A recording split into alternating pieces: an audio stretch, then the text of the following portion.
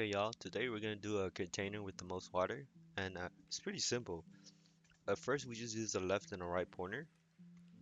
Uh, Length of height -1.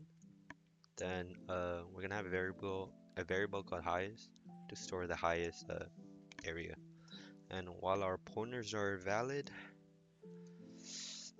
we wanna calculate the area each time. So the formula is like this: uh, height at our is the minimum between our left and right pointer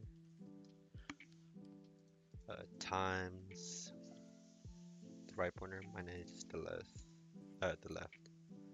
Then we can just get the highest by getting the max of the area and our current value of highest. We just compare that which one is the highest. Then we can just